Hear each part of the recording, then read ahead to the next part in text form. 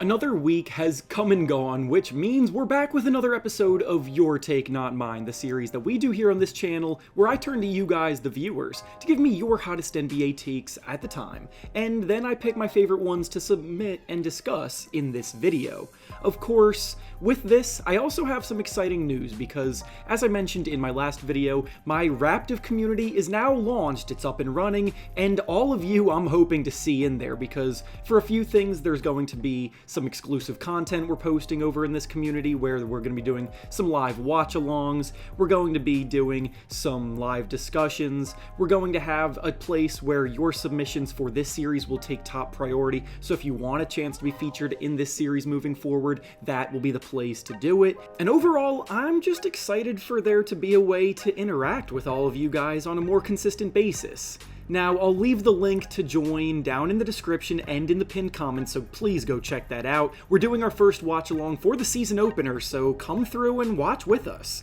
Now, with that being said, though, let's get to the hot takes. The first take we'll be discussing today comes to us from Don, and he says that the Boston Celtics are still going to end up being a top 5 seed in the East this season, despite losing half of their core this offseason. All of the momentum that the Celtics built up over the last few years seemed to come to a crashing halt when Jason Tatum tore his Achilles in the playoffs, and with the recovery time historically holding people who suffer that injury out of the entire next season, the team themselves chose to go a different route this summer. They shipped out all of their aging stars on big contracts like Drew Holiday and Kristaps Porzingis. They allowed both Al Horford and Luke Kornet to walk in free agency, and despite bringing in Anthony Simons as a result of the Drew Holiday trade, it seems pretty apparent that the franchise is embracing a mini rebuild season while they wait for Tatum to get back healthy again. They do still have all-star Jaylen Brown leading the way this season, and Derek White, Peyton Pritchard, and Anthony Simons make up an incredibly productive backcourt rotation with shot-making and playmaking that can burn anybody's defense, but the team's front court is going to be a major problem. There's just no two ways about it. They're now in a position where players like Chris Boucher, Neemias Queta, and Xavier Tillman are going to be playing major minutes all year inside, despite all of them being career bench players at best, and honestly bench warmers more often than not, and the defense the Celtics are used to dominating with just isn't nearly as imposing anymore. Plus, Jaylen Brown is now dealing with hamstring issues with the season about to begin, so even if he doesn't miss any time, that may be something that lingers and could hamper his play. The East may be weaker than usual this season, but I still think there are squads that can be strong at the top, and I do not view the Celtics as a viable top 5 seed. The Knicks and Cavaliers are the two surefire top teams coming in, then teams like the Magic, Hawks, Bucks, and 76ers all have a lot of talent to solidify playoff spots, and even the Pistons and Raptors are looking to make leaps, so that right there is already 8 teams that I think will be better than Boston, and even if a few of those teams do disappoint, it still doesn't leave Boston in the top 5. The next take we'll be discussing today comes to us from Asher, and he says that this will finally be the year that the 76ers make a title run during the Joel Embiid era. The 76ers very well may be the most difficult team to predict the outcome of going into this season, because there are genuinely so many realistic paths this group can go down. We saw last year what happens when the injury bug hits as hard as it possibly can,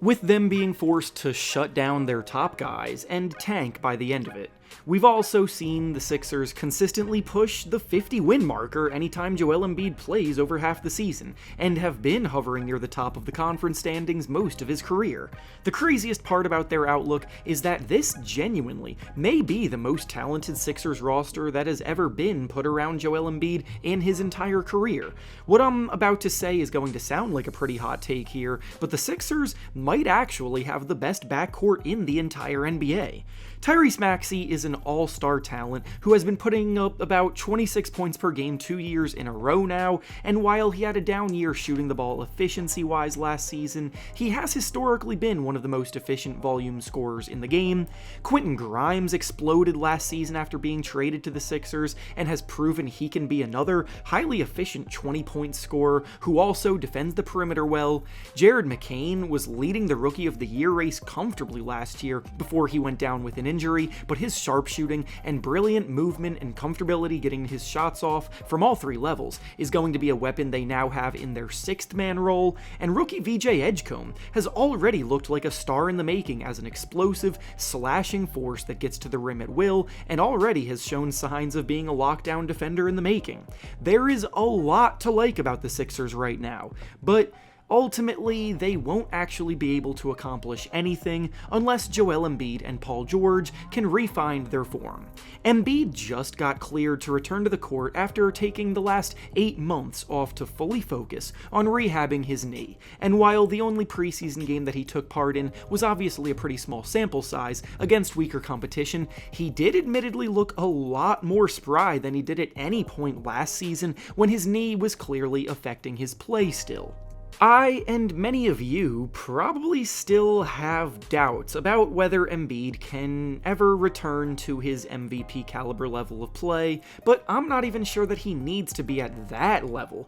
for this team to reach heights they never reached before. As I just mentioned, the Sixers now have 4 guards who are good enough to be starters, and all of them can drop 20 on any given night. Embiid just needs to get back to protecting the rim at a high level, as he always does, providing a good amount of scoring, which is always come natural to him, even if he's not able to put up the 30 that he has shown he could in the past. He's shown that he has been working more on passing the ball too, so if he's commanding double teams, he now has the talent around him to punish defenses for overextending on him, and with a more balanced approach, the Sixers can start playing faster, which is to the benefit of guys like Tyrese Maxey and VJ Edgecombe. Going back to the original take, if the Sixers can actually have a year where the injury bug avoids them, I don't see why they can't be a title contender right next to the Knicks and Cavaliers. But obviously, until they prove they can actually hold up, I understand why most will be hesitant to buy into them.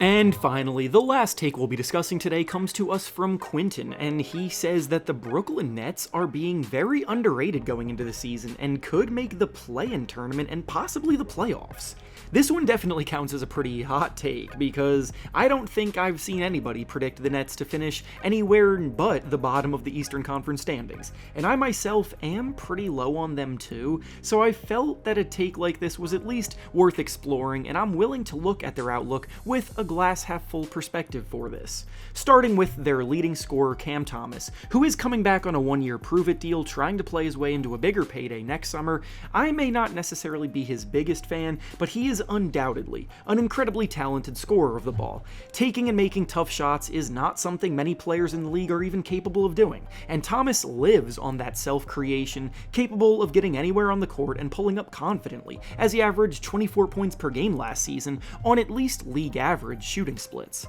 The Nets offense was also 8 points better per 100 possessions with Thomas on the floor last year, which is undeniable impact. Michael Porter Jr. is also one of the best volume 3-point shooters in the game, shooting 40% or better from 3 every single season of his career, except for 2022, when he only played 9 games when he suffered an injury that ended his season. I even think it's worth acknowledging that the rookie class coming in being made up primarily of young playmakers that love to pass the ball and find the open man will only make the lives of Cam Thomas and Michael Porter Jr. even easier. But even with all of that being said,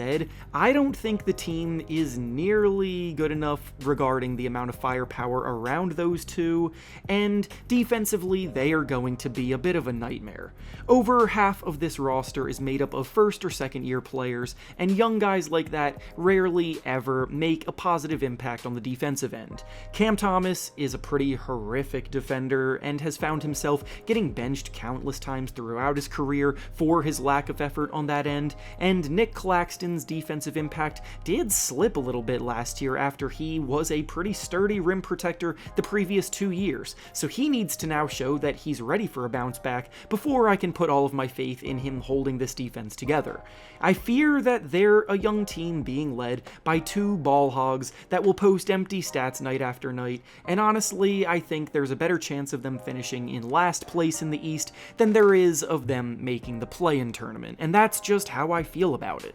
And with that being said, that's all I have for you today. Make sure to like the video, subscribe to the channel, and comment down below what you think about the takes we just discussed. Thanks for watching, and I'll see you all next time.